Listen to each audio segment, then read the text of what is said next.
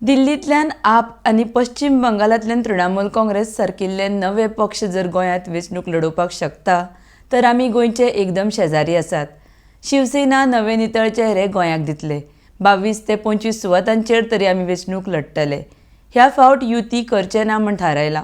विधानसभेत संख्याबळ जावपाक आदार जाय तितले आमदार तरी शिवसेनेचे निवडून येतले म्हूण गोंयचो शिवसेना प्रभारी संजय राऊत उलयल्या. आरडीएक्स खातीर पणजेच्यान गौतम शिरोडकार.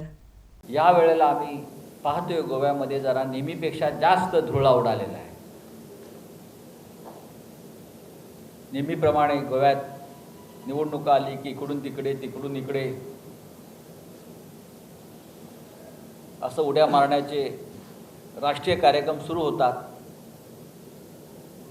मग या उड्या दिल्लीपर्यंत जातात.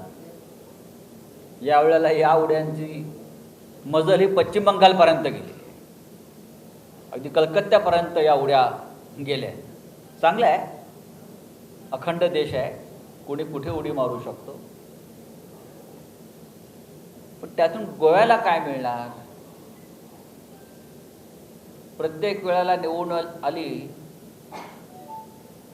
की नवीन नवीन पर्याय उभे राहतात. तसे काही नवीन पर्याय आता उभे केले जात आहेत.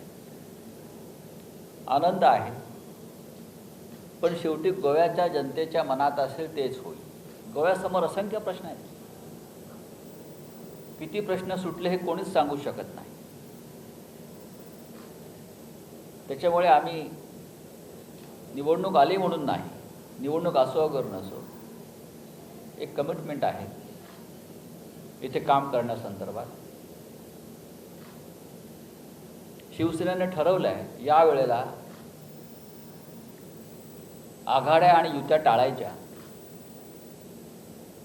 आणि शिवसेना म्हणून इथे 22 ते 25 जागा लढायच्या. जर गोव्याच्या जनतेच्या नशिबात चांगलं सरकार यायचं असेल, एक मजबूत सरकार, गोव्याची अस्मिता जपणारे, गोव्याच्या प्रश्नांचा आवाज उठवणारे, तर गोव्याची जनता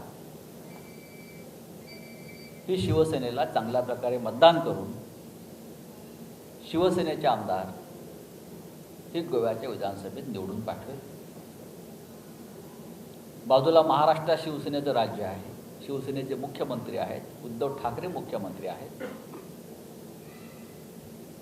आणि ते कशा प्रकारे काम करत आहेत हे सगळ्यांना माहिती. गोव्यात सुद्धा एक चांगलं शासन, चांगलं प्रशासन द्यावं, सुशासन द्यावं,